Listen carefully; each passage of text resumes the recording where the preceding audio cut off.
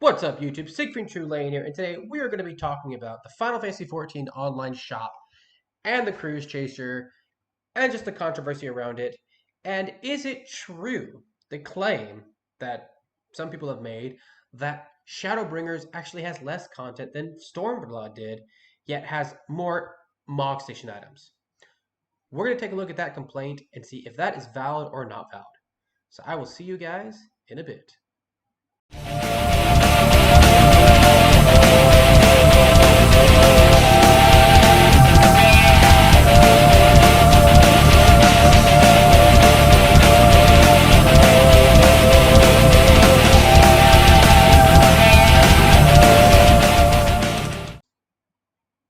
Welcome back, everybody. Siegfried True Lane here, and today we're going to talk about the MOG Station.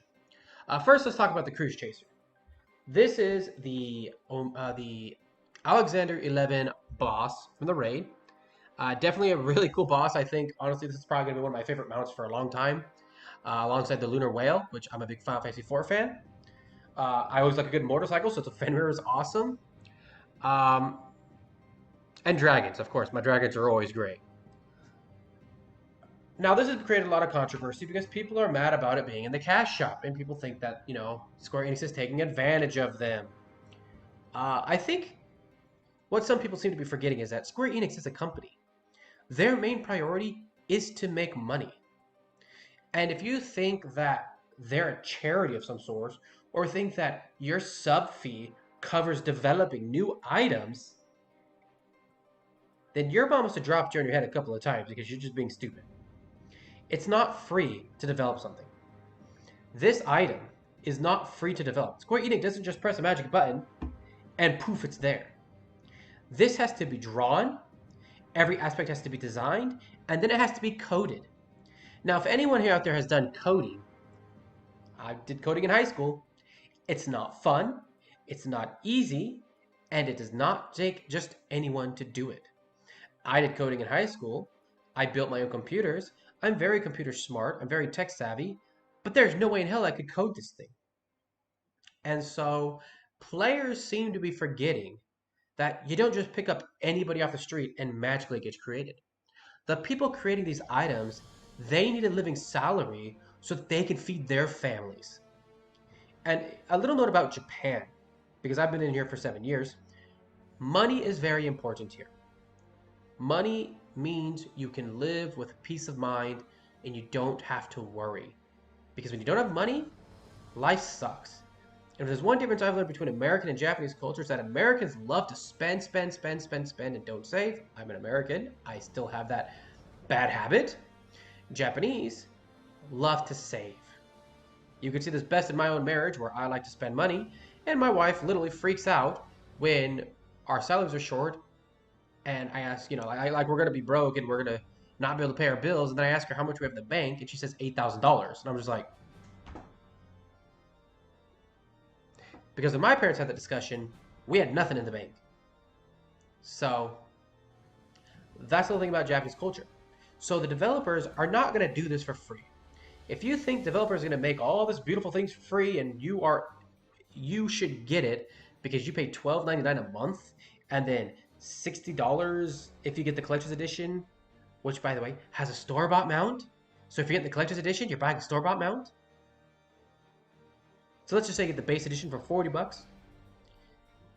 If you think that covers all the developer fees, server stability, server protection, new servers, troubleshooting, customer service, the GMs, the music, the fight mechanics, the animation, the artistic style, the coding. If you think it literally covers everything that goes into making a base game, let alone an MMO, you really need to understand how things work. Now, another complaint I've seen is that Square Enix, FF14 is a cash cow for Square Enix that makes so much money. Yes, this is true. But Square Enix also has several different IPs, a crap ton more than Blizzard did. And WoW made way more money than Final Fantasy XIV does. Does WoW make more money than Final Fantasy XIV does? I don't know. But definitely back in the past, it did. And they only had a few IPs. Diablo, StarCraft, Warcraft. That was it. Then they added in Overwatch, and they added in Hearthstone, and what's that one? Here's the Storm, which I think they don't do anymore.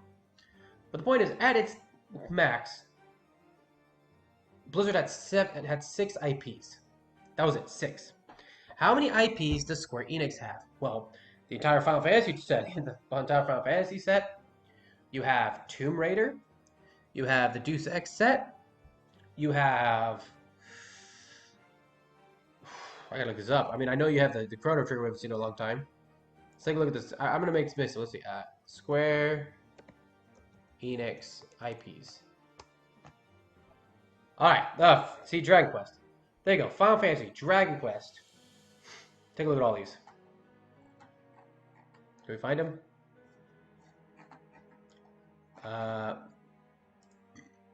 Oh, is that it? There it is. I see it. I'm sorry, I missed it. Alright.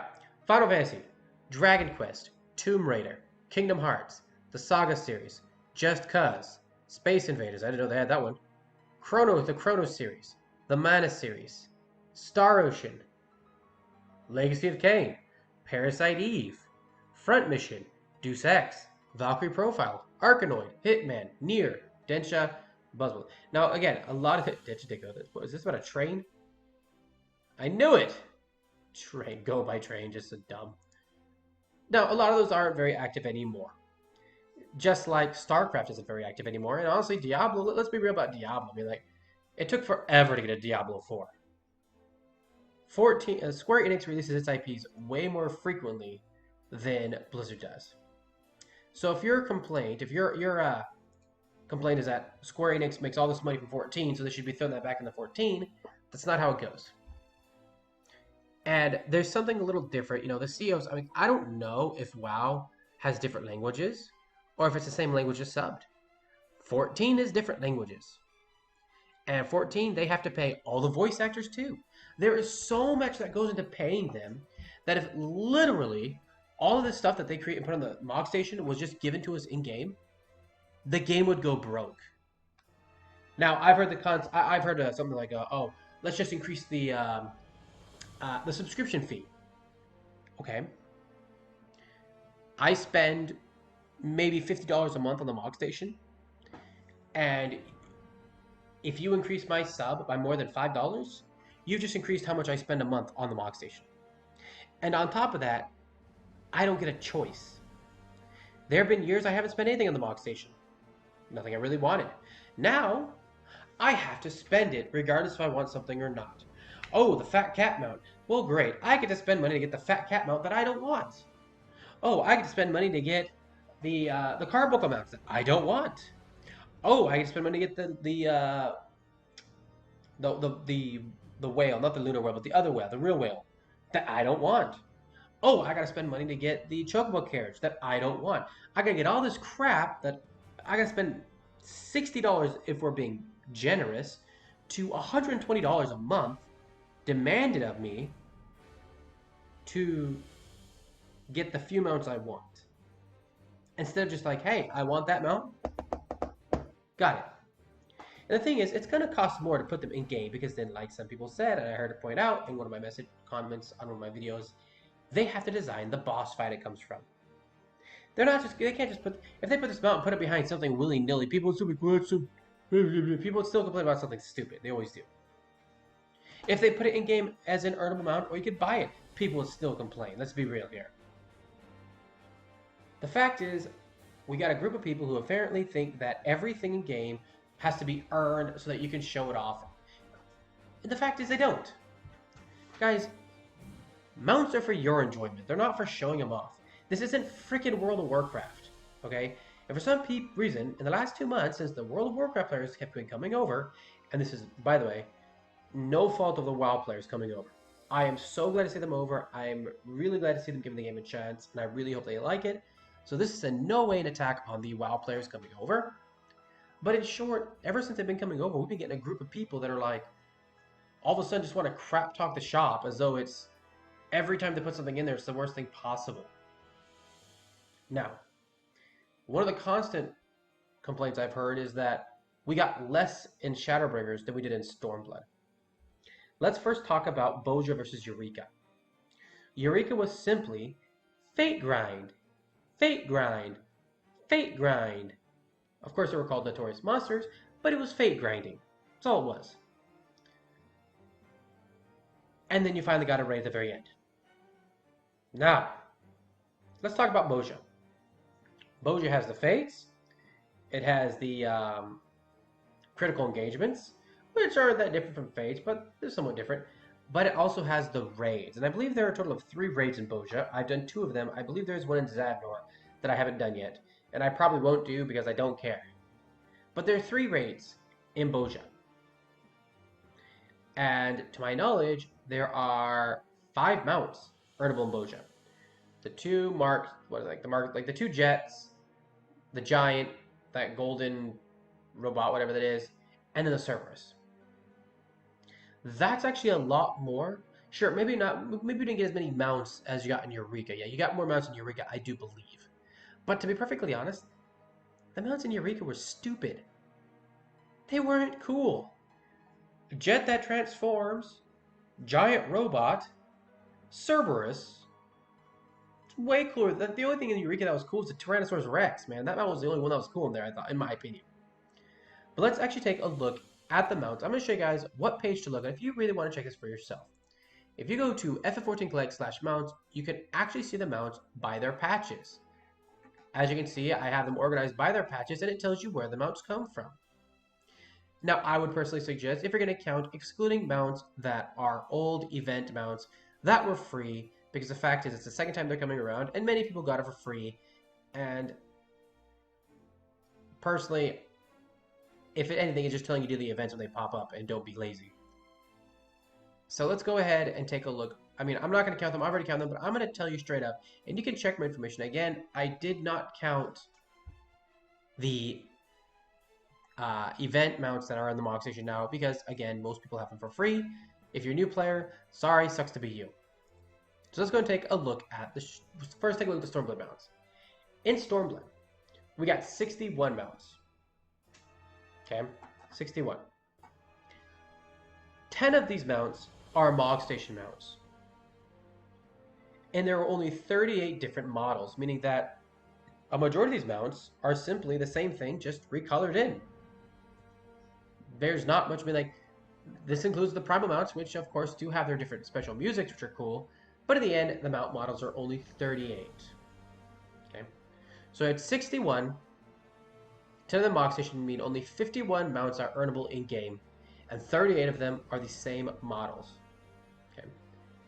Now let's take a look at Shadowbringers. Shadowbringers, we got 60 mounts, so 1 mount short of Stormblood, but 46 of them are new models.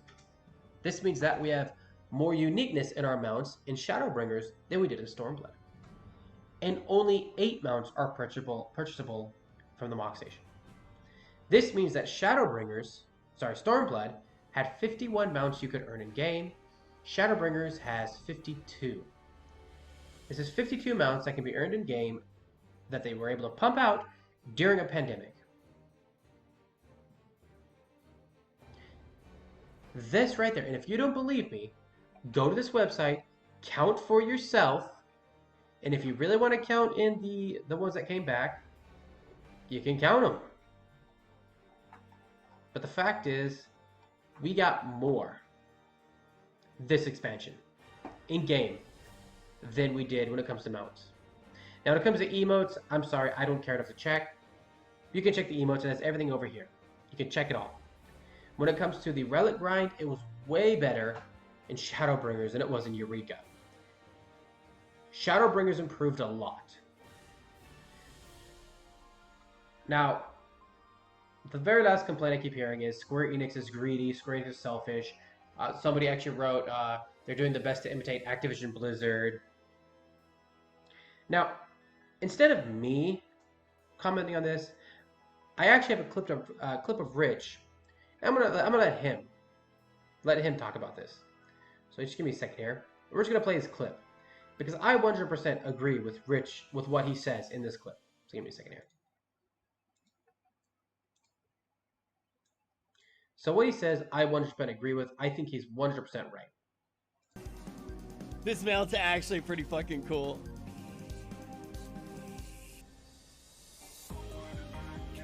People are complaining about store mounts when you can literally play hundreds of hours of this game for free. Even more than hundreds of hours of this game for fucking free. Literally eat my ass. If you want to complain about having to pay for stuff, go fuck yourself. You do not need this mount. It is perfectly fine for them to make money off of a store mount like this in the game. They're not cannibalizing their content. Okay, that is 100% correct. Square Enix has not actually lowered their in-game content. If you look at Shadowbringers versus Storm Blood, you see that. Less MOG Station. They didn't use the pandemic to create more MOG Station items to bridge this gap in their wealth. If there's one thing they've done really good with Final Fantasy XIV is to actually, and this is very crazy when from a Japanese standpoint, just so you guys know, from a Japanese business standpoint, they have to think about money.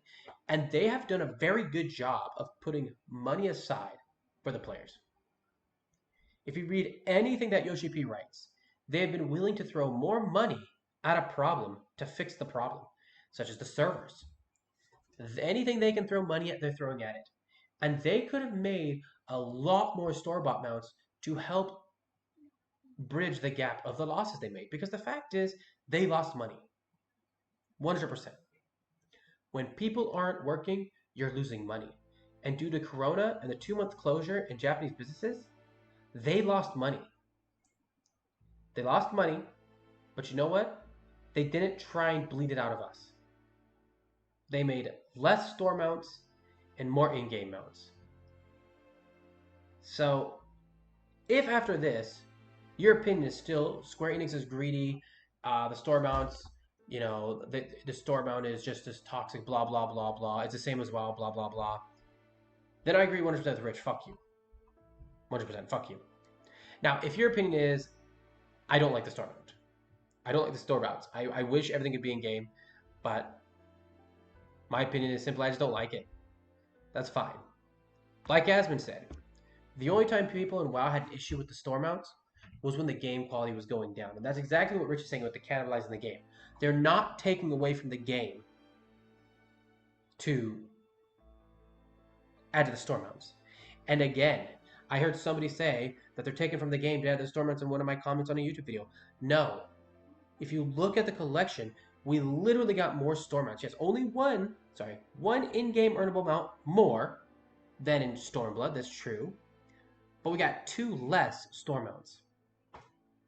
That tells you right there that they're actually working on store content first and working on shop content secondly.